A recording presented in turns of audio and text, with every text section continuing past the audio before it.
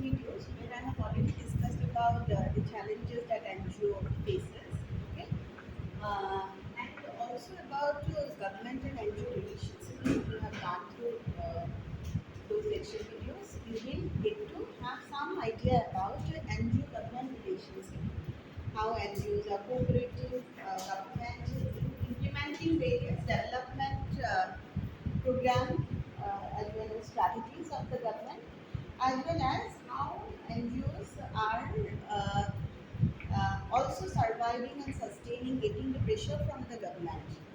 So when we talk about NGO government relationship, we can also need to take it to a broader perspective. We can involve the role of NGO with a system, with a regime which is of different variety. Like you can see the government, autocratic government, democratic government. You can also see the liberal democracy, the way NGO form and forge a relationship with the government, as well as in even military regime, in dictatorship, the kind of relationship the NGO, one NGO holds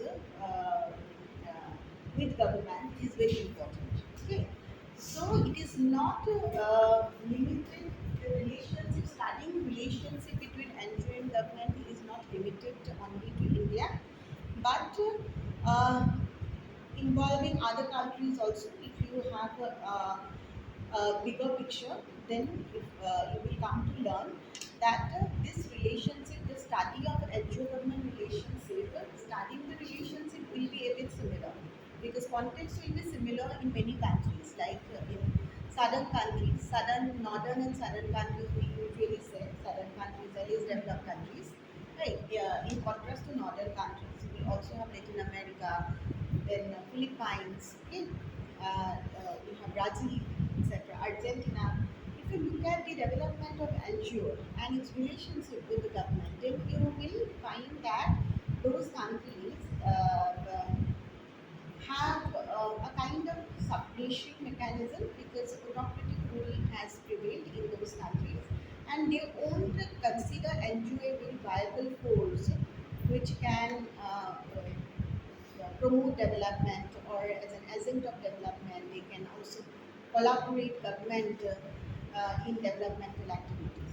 So here we see that in certain countries, NGOs were not even considered as an agent of development or at par with government. But in liberal democracies, NGOs do have a very cooperative role, or we can say this is called the collaborationist. Okay, collaborationist, that is a collaborative role with the government.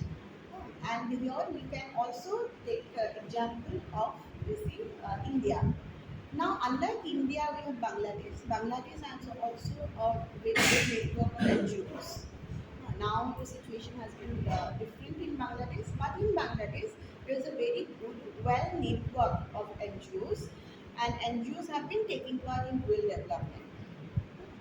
Just after it got independence from the East Pakistan, from West Pakistan, from that larger regime, and it has become a separate state. NGO has a role into development, but the development has to be approved by the government.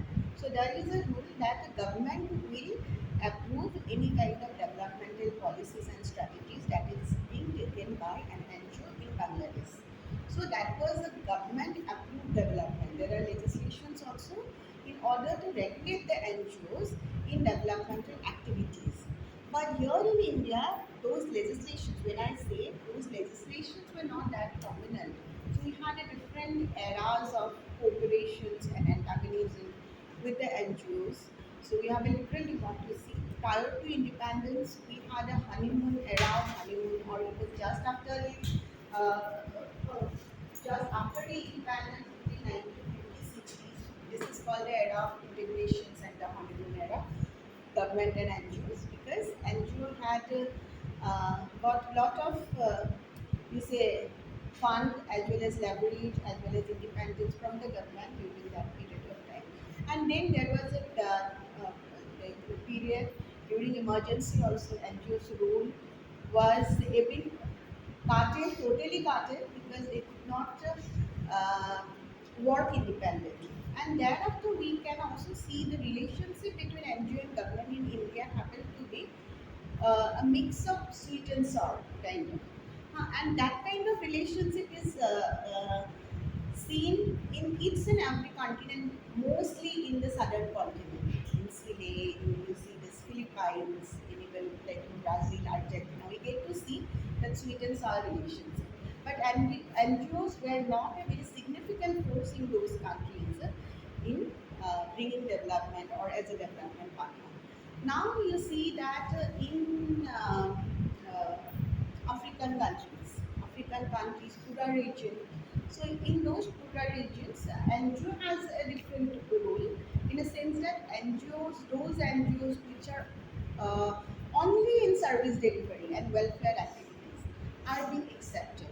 So other NGOs like empowerment oriented NGOs investing in empowering the people, making people participate were not encouraged. NGOs which are also investing in networking and also a support NGO which will support the grassroots organizations are not being encouraged in African countries. Only the service delivery organizations are being encouraged. Perhaps I discussed about it in the very first class, and if I miss out, you also see that service delivery has a role in philanthropy, charity.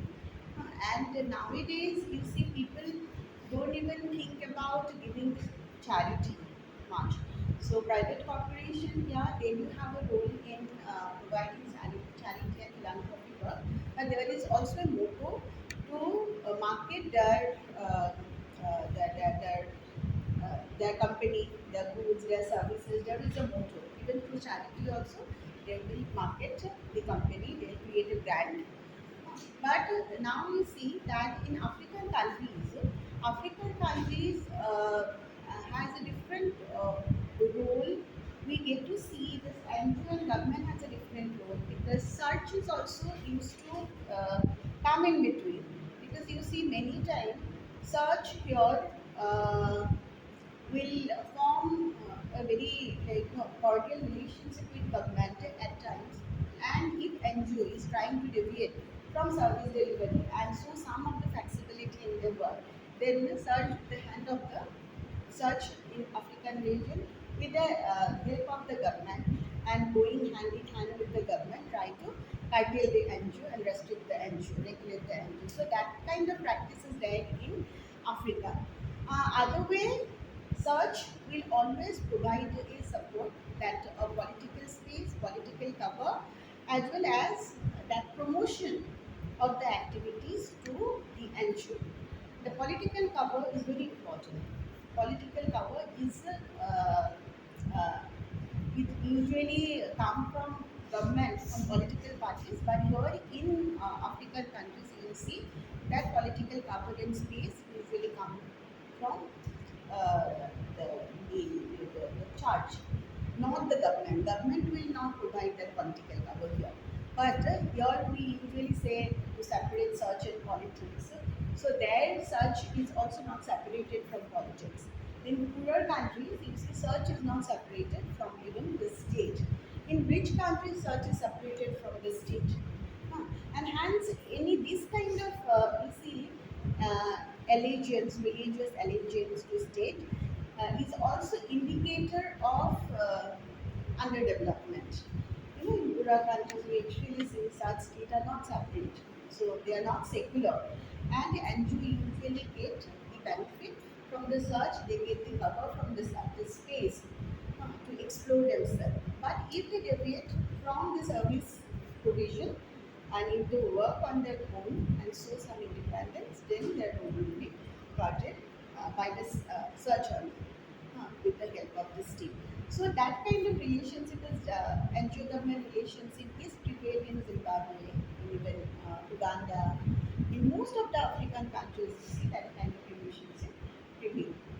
So we see in the very first class we have discussed about the NGOs, origin of NGOs, social origin of NGOs, And in terms of social vision of NGOs, we also get to find that the NGO has a role in reformation of the society. We started NGO from the very reformative role. So NGO had a role in reforming the society. And then we actually see here in Indian context, Indian perspective, NGO has shifted its role from reformation to nationalist. Many NGO activists took part in even the national movement, like independence movement for independence, Quit India movement. They took part, and they took part in various methods, in direct actions, in even as I have already told you, in boycotting, in picketing. So this kind of matter is a part of social action method. Social action and NGO representative took part in the national movement. And then there is a shift from the revolutionary aspect, from reformation to nationalism, and from nationalism to revolution. So in this way, NGO has shifted its role from one term to another term, and then to another term. It has shifted its role. In Indian perspective, if you look at the social origin of NGO, and if you look at the social origin of NGO in general in the world context, we also see, and I told you, the very first NGO that is actually that came in 1839, 1839, Anti-Slave Trade Society. That is Anti-Slave Trade Society is the first slave trade society. This was the very first NGO that came in. Uh, that, as I have already told you, that promoted the rights of the slave and also worked for the protection of the slave. And this after this, we get to see there are different developments, right?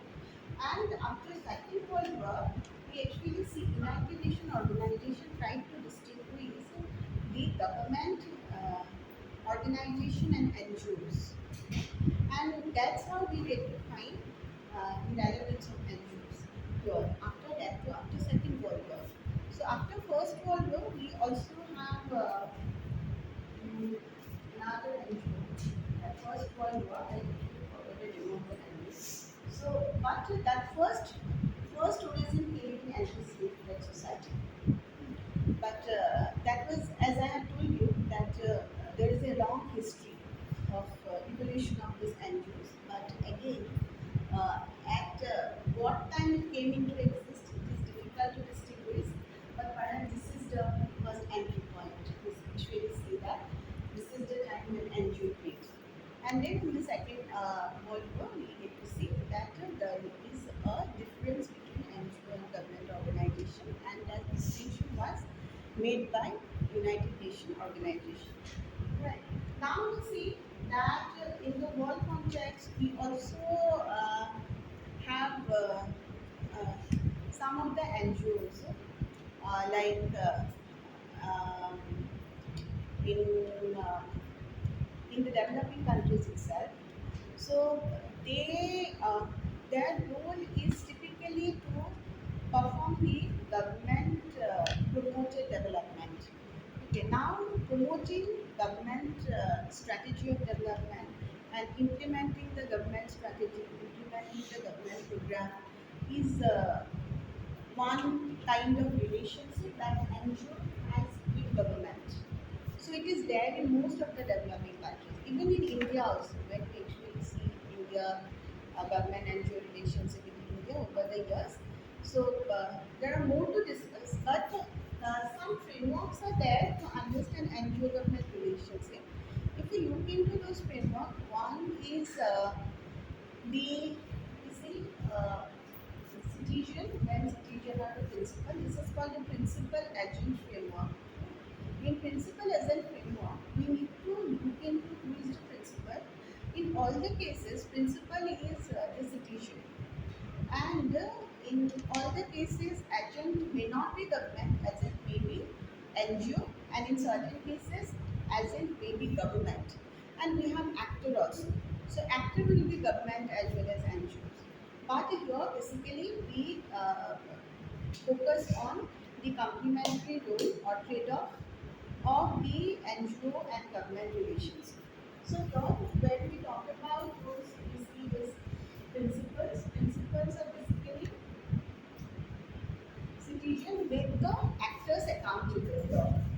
Uh, principles make they do have that norms, values, everything. Okay, and then assent is basically we see this government is the agent and your principle is the citizen.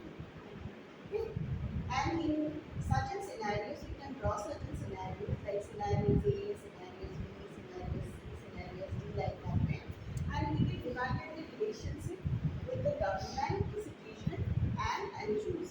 So why I have taken citizen as a principle, even why citizens are taken as a principle is that in all these cases citizen will be the beneficiary, right? Because they will make NGOs as well as government accountable. Now, when you talk about service delivery, when you talk about the role of NGOs in community mobilization, in participatory democracy, in bringing participatory democracy, in promotion of social awareness, and also involvement in various kinds of activities, and also in support activities. Support NGOs are different, as I told you, because support and network NGOs are different. Support NGOs, you also need to know. Uh, you are Arlie, no? Arlie, yeah. So we have discussed about some of the NGOs. We have discussed about some terminologies of NGOs.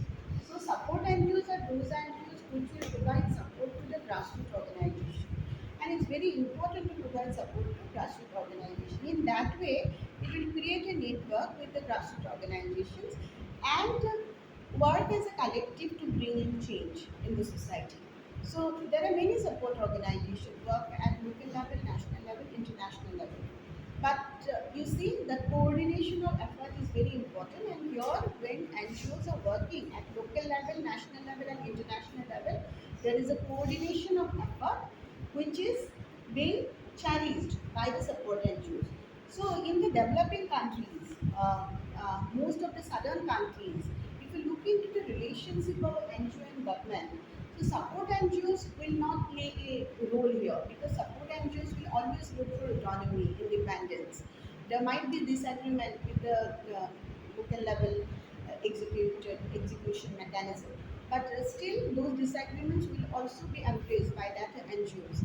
But when there is a government will pressurize NGO to work in a similar line. So support NGO will find it very difficult for them to survive and work with.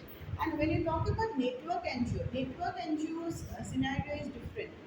We had a kind of network NGO that emerged during 1970s, 80s, even 90s. Then after 2010, number of network NGOs have been reduced also.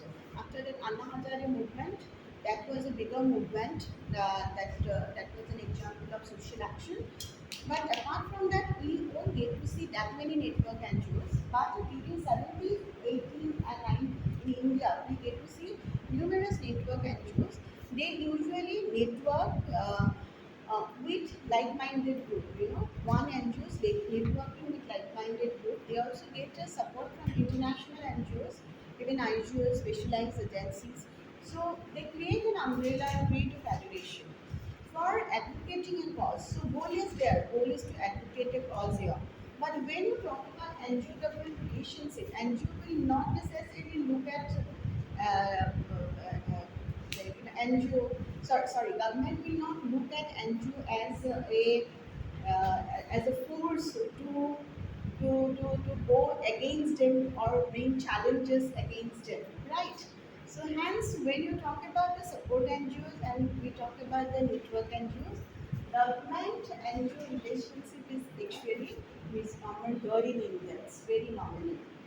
So we say your principle in those framework, we actually see this is a framework of principal agent typology. Principal agent typology, all scenarios, in all four scenarios, we have citizen is the principal who make government NGOs accountable for service delivery. Now you see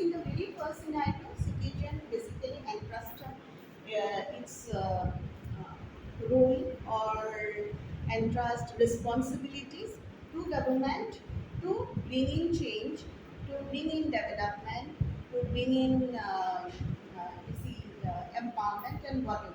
So citizen entrust its role up to government, and that is by the electoral process. So we are also entrusting responsibilities to government, even through constitutional democracy, through you see, through electoral process. We are entrusting up in government some responsibilities to bring in change. Right. So your government is actually responsible. So the actor who will be the actor, agent will be the government, and citizen will entrust role up in the government. And then if you look at the actor, see, citizen, government. If you look at the actor, actor will be government, and government can perform that role via NGOs and via non-profit sectors, private sectors, and also other organizations to, to perform their role. Okay, so there might be private sectors who can build a road, as I have told you. Huh. There might be NGOs also can build a road, get a contract from government to build a road. So here the role will be, you see, the contract, subcontract kind of role, which we find, which we will find. So we have that cooperation versus contractor rule. Cooperation, government might cooperate with NGO. You can also view it in that way. Government will cooperate with NGO to bring in changes. So there will be a program line which government will give to NGO, and NGO will work with that. Or entirely government can give independence to that, autonomy to that NGO to work in specific field in their way. Okay, so that was the first kind of relationship. The second kind of relationship, again we get to see the principle, those who make the agent accountable in the situation, and the agent your will you see, it will be a bit different. It will be again not much different government than NGO. Your, you see, in earlier case, we might have chances of cooperation and cooption. But here in this case, there are less chances of cooperation and cooption. Because in this case, government will recruit NGO. Government will have a contractual relationship with the NGO for a time bound, involve the NGO for one particular task to bring in development through certain program, through certain scheme.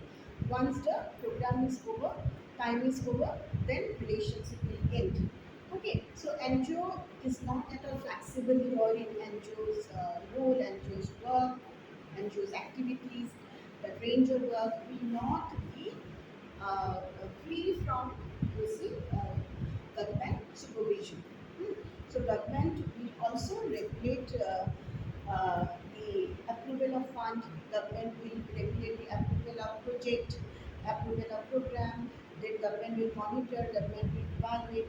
So NGO will not give you a very free hand in carrying out the responsibilities here. So that was, our government will have a direct relationship toward the citizen. In actor, it actually ensures a relationship. In the very first aspect, they will see that relationship government, see, government and citizenship is direct. NGO will involve.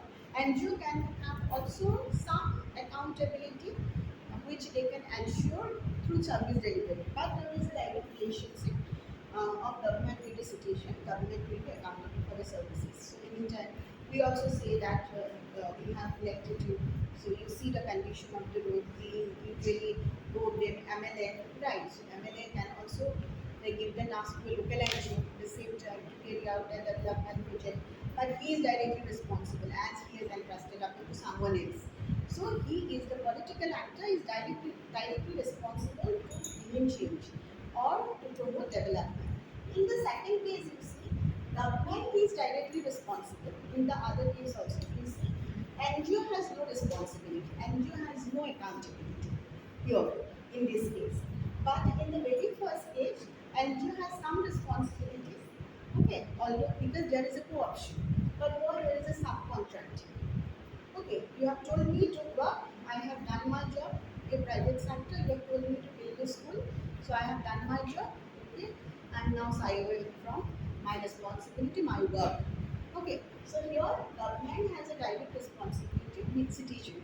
In the very third scenario, we will see that there is a citizen. Citizen will again entrust responsibility now asset will be different, not on government. Asset here will be NGO. So there is a direct relationship between citizen and asset. Here in this case, we get to see the direct relationship between citizen and NGOs. That relationship will be formed, and the actor.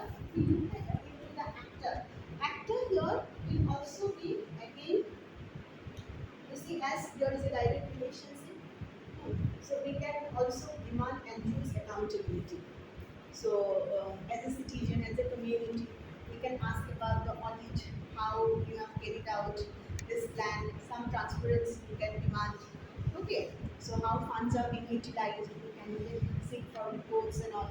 Because that NGO is involved, and NGO is involved, and fund they might get the fund from government, but they do have full flexibility work the way they want, and they might get the fund from the members, from even the communities, from donors. But in what way they have managed fund? But you see the way they have managed fund, that is uh, their point of leverage, but that will not hamper their portfolios, work portfolios, that will not hamper their range of activities at all. So they will be directly accountable to the citizen for the benefits which are to be delivered. Okay, so you can, in that case, you can even seek for all the auditory work, how funds are being utilized, and about the way of activities are routine from this. You can demand transparency from that issue. And in that last scenario, we actually see here, and you work with private sectors. So here is the project is that as the private sector. NGO and private sectors. Both of them work together. To a certain extent, they do have profit motive. NGOs are also, you see, somehow acclimatize that profit motive. So from non-profit organization, they started claiming profit, and they work together to bring in development. To work together to bring in development, that is also a contract, but that responsibility is shared, that accountability towards the community will be shared by NGOs as well as the private sector. If you look into a private sector company, they might want to enhance their brand and revenue sales or activities, and will also uh, engage in a contractual activity with the NGOs, and also take help of NGOs to empower one community, to increase the literacy level of one segment of population, maybe the adult literacy program. They can carry out adult literacy program in one particular village with the help of NGOs. NGOs help them to materialize their goal. So they do have a goal. So NGO's role will be to materialize the goal of the private sector here. So both the private as well as NGO will be accountable for the kind of services which are being delivered. Okay. So vision will be shared, that mission will be shared in that case. Or even vision might be different also. But to one extent, to certain extent, NGO will share the vision of the private sectors to bring in change, or helping them to uh, to, to, uh, to achieve that goal in terms of corporate social responsibility. Okay, so this kind of relationship we actually typology of relationship we see, and that will actually enhance the accountability of the NGOs as well as government towards the people. So we do have an accountability framework, NGO accountability framework. How far NGOs are accountable?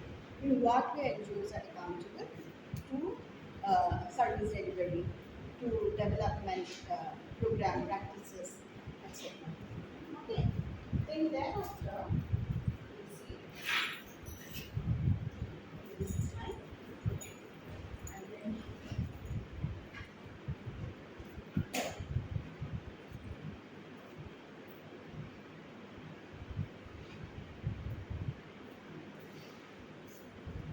let you see that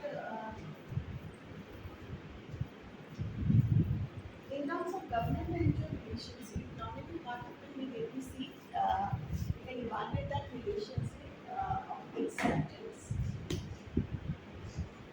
acceptance, and one is adversarial, so real, and rejection. So you also see that acceptance, government might accept the role of NGOs in service delivery development program, and acceptance will be there when government will involve NGOs into policy making. Government will delegate some of the work to NGOs, and that too without curtailing their, you see that their freedom to do. So it is basically we say it is acceptance, but making it time people also view it as an adversarial kind of relationship in a sense that by giving more uh, scope to NGO into policy dynamics, they are also bringing NGO representative into forums, into deliberation, into meeting, invite them to take part in the meeting. So they take a decision for the community, for development plan and the policy, involving NGOs in development plan policies, delegating responsibilities for development plan policies is a way to neutralize the role of the NGOs. If NGOs are in advocacy, you try to neutralize the role of NGO from advocacy to even that locality development. So it is a way to neutralize the role of advocacy or an NGO which is challenging the government. So government will definitely not look into, not consider any kind of challenge from any civil society organizations. But the thing is that there is also an aspect that is what should be, whether it should be like this or not. That question is always there. Whether we should consider any kind of disagreement come from NGO as an opposition, any kind of disagreement related to laws, related to legislation, related to existing scenarios, and execution of plan policies, the disagreement which come from this NGO, even about this indigenous rights, about women's rights, about militarism, the plan project which government brought in, will be considered as an opposition or not. So there is also an aspect that is what should be. Whether there should be disagreement, they should government consider it as a disagreement or government consider it as an opposition. So these are disagreements or we see differences which will be there in a democracy. In a liberal democracy, we promote disagreements, we promote differences. So it's not like that every voice is one. So in that case, we are not embracing differences and diversity. So NGOs' role are, this is very important and prime aim and role of NGOs to embracing diversity in whatever context, in development context, in empowerment context, we need to embrace as a NGO, we need to embrace the diversity. If you see NGO representative, the role of NGO representative, role of NGOs to embrace diversity and inculcate self-help opportunities, and also to create sustainable development, whatever development, economic development, social development, make it sustainable. So that is the prime is the goal of any NGOs. So in that case, any kind of disagreement which it might have with the government should not get neutralized or you see or considered as an opposition. So that is a supri factor. There are also other supri factor like if an NGO question a government or question any policy, question any scheme, whether it will consider as weakening the role of the government. So, like that way. Or you see the kind of voluntarism we are talking of. We are talking about voluntarism. Voluntarism that commitment of the youth, here it is very important. Commitment of the youth, commitment of the people towards society, towards the community he or she is living. That is voluntarism. And by providing services and also helping those needy, helping those disadvantaged people, helping the marginalized people, whether it is considered as a sort of you see the privatization. So why this like question comes when we talk about the last time, last relationship, no? In this scenario, the B scenario. In the B scenario, we have seen that NGO and private sector has a relationship, right? So in a way, we are also bringing in private sector in service delivery. Whether each and every act of volunteerism in that scenario will be considered as a privatization or not. So that is also another question. So you see there are multiple questions that may arise when we are talking about this collaboration and relations of NGO government, also non-profit organization, right? And also you see that the volunteerism might also be considered as a statism. Statism in the sense that only the state is involved in voluntary activities in case of government persuading NGOs and pressurizing NGOs to work in a similar line. So in that case, volunteerism will be considered as a statism, whether it should be so. So you see, there are different pictures, and always we will have two pictures. Any disagreement to government policies will be considered as a an opposition. Any disagreement or you see any questioning to government policies and the programs will be considered as weakening the government stature, structures, and administration.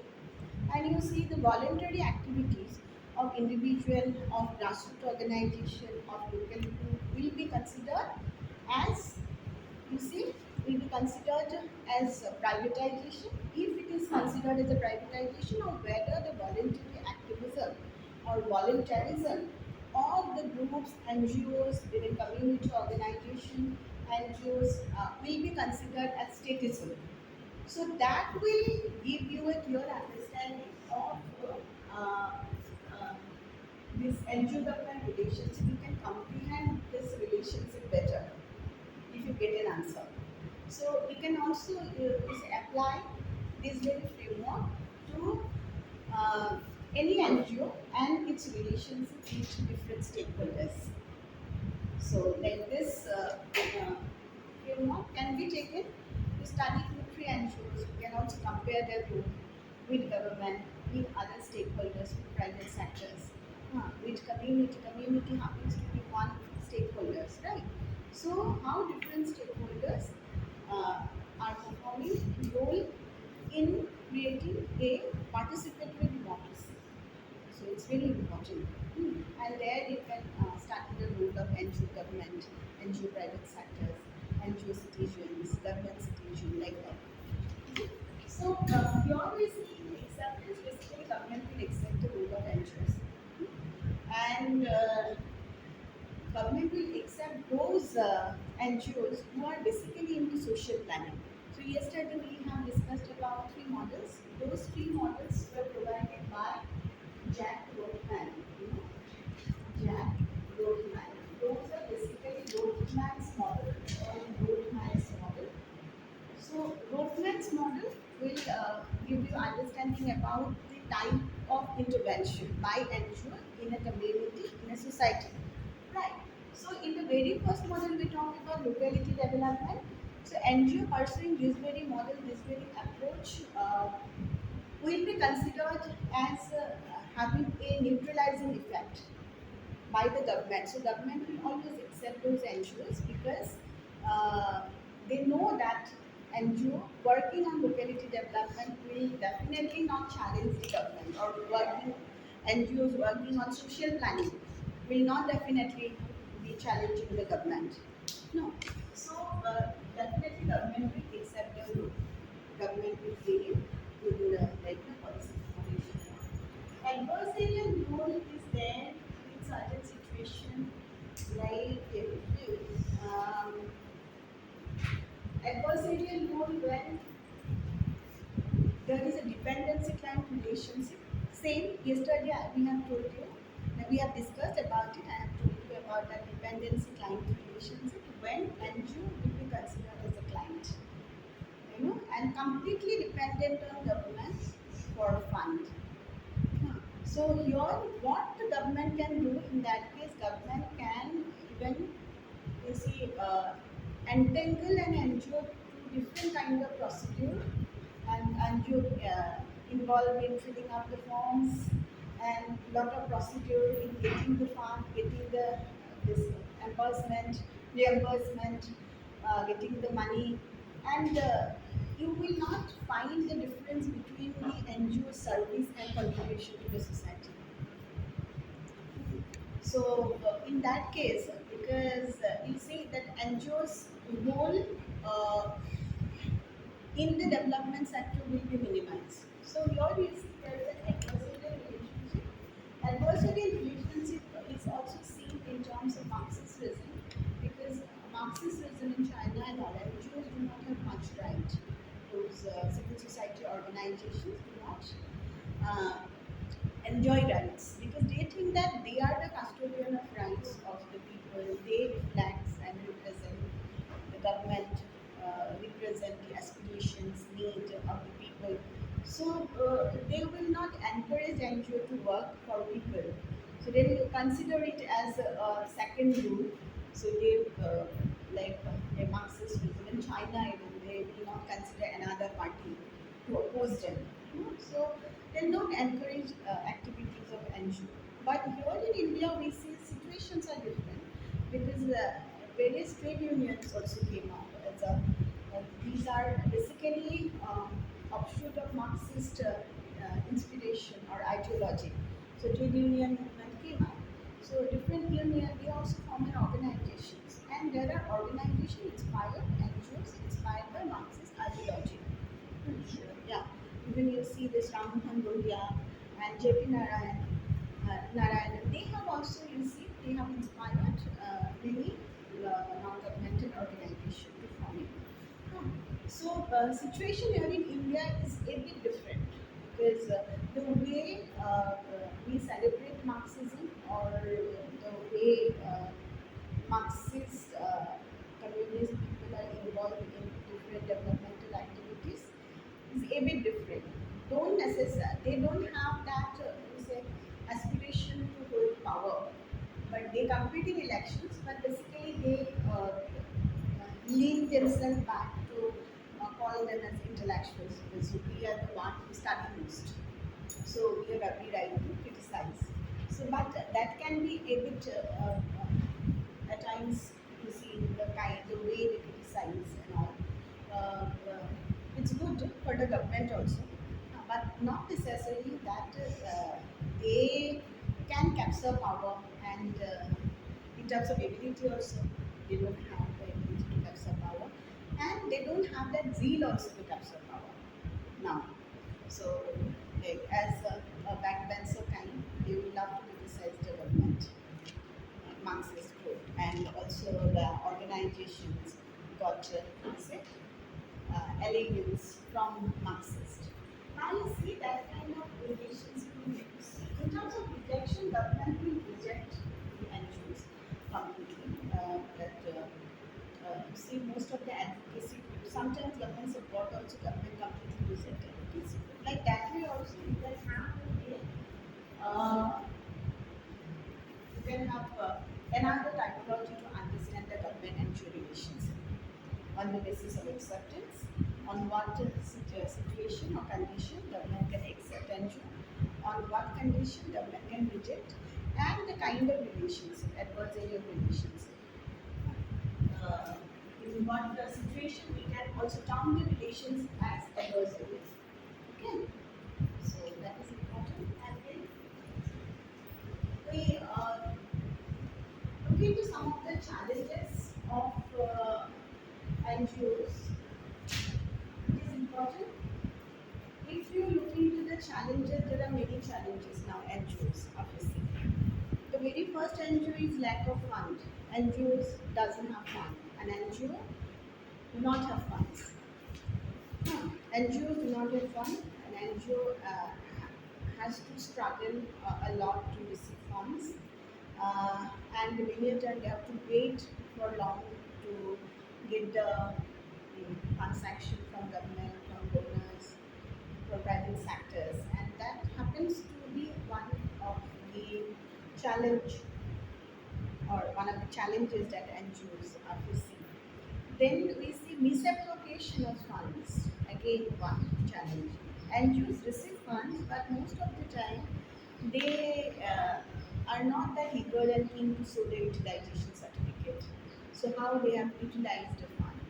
So hence there is always a kind of uh, uh, tendency, or even in most of the cases, when society criticized, and people also came up with the notion that funds are being misappropriated and funds are being mishandled. So that is also one challenge, and you need to come out of that bad name, how to remove that bad name that the funds are being misutilized. So hence, it is important to have a social audit and have transparency how funds are being. To have transparency, so the transparency of utilization of the funds. And third one is the leadership crisis. In India, NGOs doesn't have a very sound leader who can supervise the network of NGOs for a cause. Uh, and hence we see that we do not see a very powerful role of NGOs as a civil society organization. But civil society is socially responsible. Sorry? Leadership crisis. So we actually see that civil society has a role, has a responsibility to evaluating the government, right? There's a responsibility to doing things. But here, when there is a leadership crisis, they cannot direct and show in what way to go, how to bring in development, uh, and hence we see there are less of people's participation. Less of people's participation is another challenge at the same time. People don't even participate in development activities. So we actually see locality development approach is being taken by many NGOs. Now they talk about community involvement, involvement of the community. They talk about participation. Instead of development, talk about participation. Okay, by participating, people can develop the locality through self. They can attend self-reliance, to forming the self-help group, and they also participate in democratic deliberations, etc., etc. They focus on village meeting and all. But at the same time, people don't come out from the household and they don't participate. So there is less participation just because we do not have a sound leader in NGO. And when you talk about the sound leader, here I am also focusing on uh, the altruistic feeling, that voluntariness. Earlier, what we assume that NGOs even assume to be served by the committed and dedicated individuals who have that spirit of volunteerism. But now we won't get to see people with that voluntary spirit to invest upon. So it happens, you do get to see that people are okay. There are people uh, will be interested in social work, but they will need money, they will need allowances, they will need incentive. But earlier NGOs are supposed to be served by the people having that voluntary spirit and lot of dedication, lot of commitment, and people who are often unpaid while delivering their services while serving an NGO and serving a society. They were unpaid. But situation has been changed. You see, that happened to be another challenge. You see, there is a lack of voluntary effort. But there are also other factors that actually lead to that lack of voluntary effort. You see, the modernization, that is also a trend because of which NGOs look for professionals now. They look for managerial setup. They look for administrative expenses, more administrative expenses. But again, there are less number of agent or donor agent, and agent when they give them fund. So there is a lack of funds. So in that case, it is very difficult even to sustain that administrative expenses. So here we are talking about increasing the allowance of those who are committed. So this is important. Once you increase the allowance, definitely people will come and join and even involve in volunteer activities. activities. And you see that our society is also very different. Society will always put out like kind of you go by this timeline. At this very point of time, you need to get married, you need to have children, this, that. So even if people try to want to involve, they cannot involve because of these parameters. Okay, but earlier you see there were people who were not self-serving. They were actually serving the society. They are committed to serve the society. You won't get to find this kind of people and these spirited people now. And even you cannot blame anyone or blame a situation also. So this becomes a trend. It becomes a trend due to modernization, due to increased professionalism. So NGOs will also demand that professionalism. Now you see there is professionalism in NGOs, and an NGO is looking for professional uh, in the sense getting a person having trained or having a degree. But you see, getting a person having a degree, getting a person trained, but there is also a dearth of trained person in NGOs. Okay, so that is also one challenge. So dearth of trained person in NGOs. Okay, so that is another challenge. Another challenge is that most of the bigger NGOs are concentrated in urban areas. There are less number of NGOs which are working in well and areas, and even if they are working in well areas, well and good, you also take spirited individual. But what you are giving, whether you have created a basic minimum comfort level for the employees or not. So, developing rural infrastructure is also equally important. And government should also have that willingness or motivation to provide more funds and allocation to NGOs working in rural sector. And also create some facilities for the employers working in the rural sectors, at least basic comfort level. If they don't get that comfort level, why will they work in rural areas? So that is also another challenge because NGOs are concentrated in urban areas and least number of NGOs are in rural areas just because there is lack of infrastructure in rural areas. That is one thing. And here political willingness is very, very important from government side in order to change the scenario, change the attitude. Then we also see that there is interlocking of leadership. It's there leadership crisis is there, uh, coupled with leadership crisis, accompanied by leadership crisis. There is one leader who can be the president, general secretary of the center, secretary as well as treasurer. So there is an interlocking of leadership in one NGO. Will not share the informations. That's what about utilization of the resources, about the decision with rest of the members. So it is easier even for him to take some decision. So communication gap, yeah, but the thing is that communication gap is there in that case. But the thing is that he or she or they will not be sharing the information with his colleague and fellow members. So there is an interlocking of leadership. At the same time, they will not allow the phrase blood to come in.